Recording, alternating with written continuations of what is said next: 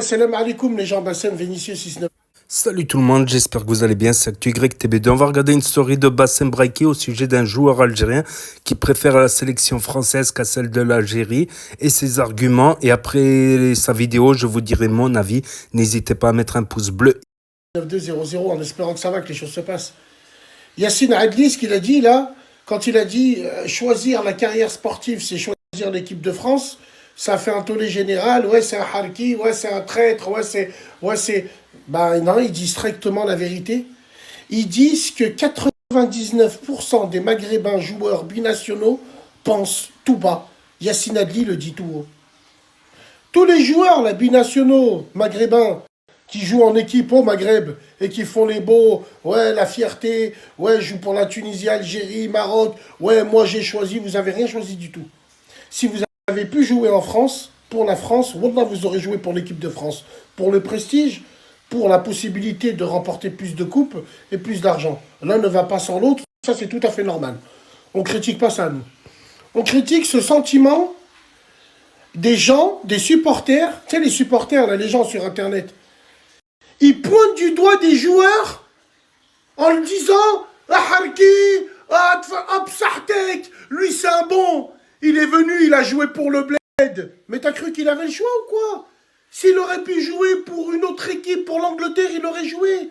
Ils viennent au bled par dépit, tout simplement, mesdames et messieurs, parce qu'il n'y a pas d'autre choix. C'est tout. Quand tu regardes, par exemple, surtout nous, les Tunisiens, les Algériens, bon, les Marocains, ils sont un peu moins concernés, parce que tu vois, j'ai l'impression, à part Younes Belhanda, que je connais bien, qui a fait les espoirs avec l'équipe de France, bon, en Hollande, peut-être, ils sont plus concernés. En Belgique, on pense à Chedli, on pense à celui-là. Oh putain, il s'appelle comment, le numéro 8, qui a les cheveux bizarres, là, lui qui a joué pour la Belgique. S'ils n'avaient pas eu niveau pour jouer pour la Belgique, est-ce que tu penses qu'ils se sont retournés vers le Maroc? Même si le Maroc, je trouve que dans le Maghreb, il y a beaucoup de joueurs qui reviennent jouer pour le... Ouais, voilà. Donc, aïchik, les gens. T'as eu les foutiques sur Internet, les gens là? Les gens qui sortent les drapeaux et les maillots juste pour nous salir, ou juste pour faire Zama pour la CAN ou la Coupe du Monde. N'oubliez jamais une chose. Ces joueurs-là ne sont pas ici par fibre patriotique. Fibre non mi, oui. Non, non, non. Ils sont là parce qu'ils n'ont pas eu leur place en équipe de France, en équipe de Belgique, en équipe d'Hollande, en équipe d'Espagne, pour les Maghrébins concernés, entre guillemets. Et croyez-moi que tous les Maghrébins issus de l'immigration en France, si ils avaient pu jouer avec les A, ils auront joué avec les A. La preuve, toute leur équipe de jeunes, ils l'ont fait en équipe de France. Donc, Aïchkoum, quand vous pointez du doigt les gens, vous dites « Ah, lui, c'est un bon, parce qu'il a choisi le bled. » Il n'a rien choisi du tout, il n'a pas eu le choix, khlas. Donc voilà les propos du joueur. Voilà, l'Algérie ou la France. En tant que joueur, je veux jouer au plus haut niveau. Jouer avec la France est mon objectif. Ah ouais, le boycott. Ah ouais. Le boycott, il a marché, mais ben, toi. Il a tellement bien marché que les premiers à être visés, c'était nous. Donc voilà. Vous avez mis au chômage des gens de notre communauté, que vous le vouliez ou non. Et vous, vous êtes où? Vous travaillez pour qui? Ah, vous êtes dans des grands groupes travaillés et dirigés par des sioncions? Hein? Mais vous pointez du doigt les trucs comme ça parce que c'est swag. Putain de merde, c'est grave les gens, wallah. Il y a toute une logique économique qui va avec et ça c'est tout à fait normal qu'on en arrive à là. Non mais vous comprenez rien à rien. Qu'est-ce que je m'en branle de Starbucks, moi? J'en ai rien à foutre de moi. Je parle pas de la marque Starbucks. Pourquoi vous vous arrêtez à là? Absolument pas. Je défends ce qu'il y a derrière. Ce qu'il y a derrière, c'est qu'il y a des millions de musulmans qui travaillent pour ces marques. On fait comment avec eux? Des musulmans pratiquants, des musulmans bien, des musulmans qui ferment leur gueule. Pas des musulmans qui tapinent sur les plateaux TV et qui tapinent sur les champs. Ah, en faisant des manifestations à droite et à gauche. On fait comment pour eux?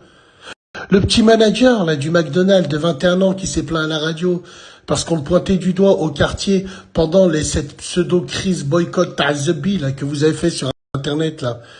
Lui, c'est des vendeurs de drogue, des vendeurs de morts et des balances qu'il pointait du doigt parce que le mec il travaillait chez McDonald's. On fait comment pour ces gens-là? Il a plus de papa, il aidait sa mère à la maison, c'était le seul. On fait comment? C'est ça dont je te parle, des retombées économiques.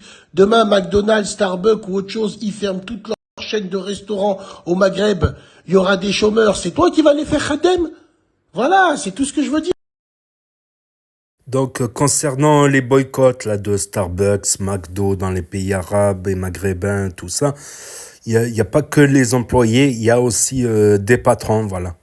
Des patrons qui payent une franchise pour pouvoir utiliser l'image, voilà.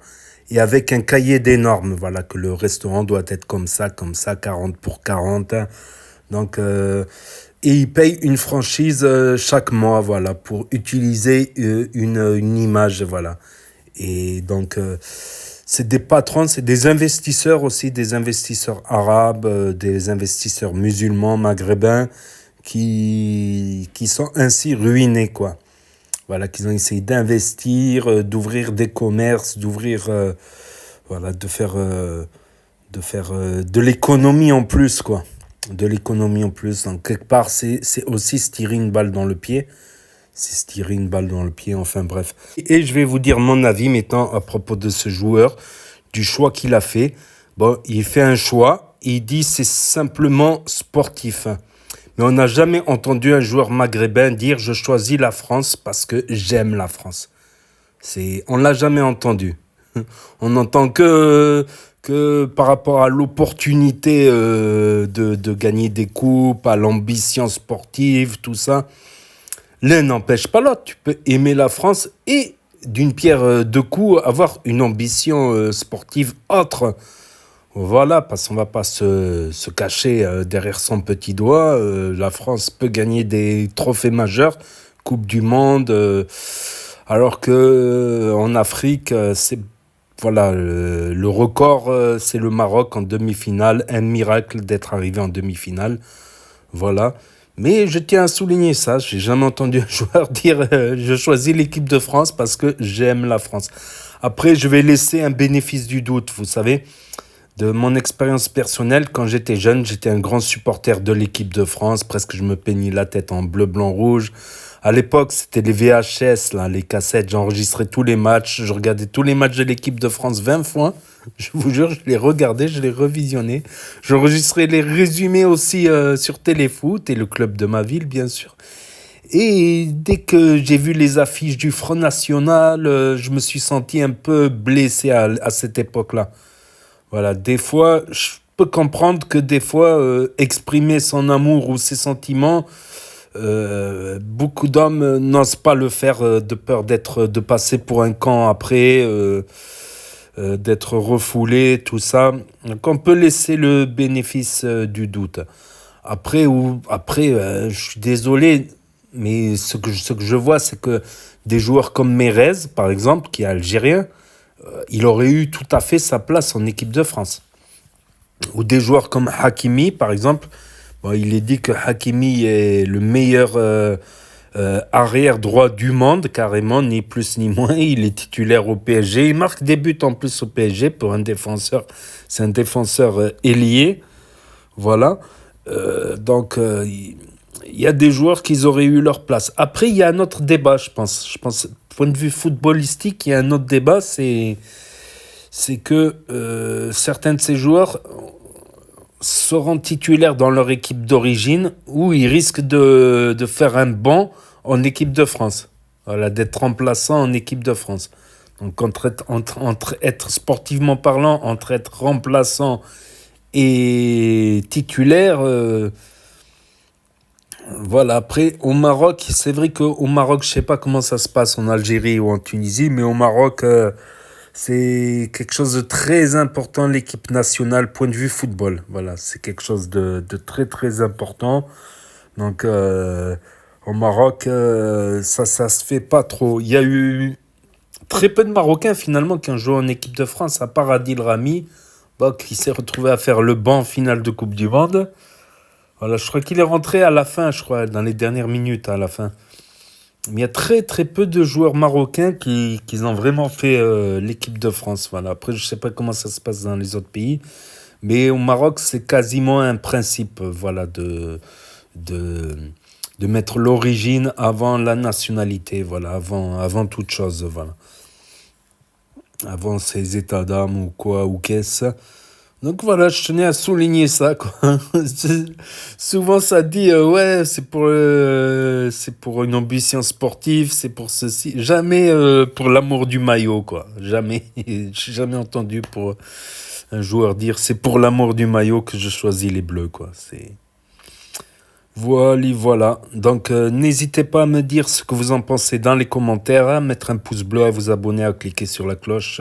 Et je vous dis à très bientôt, les amis, les potos, pour de nouvelles vidéos. Merci d'avoir regardé. C'était Actu YTB2, premier sur les actus, les infos des influx. Tchuss et à plus.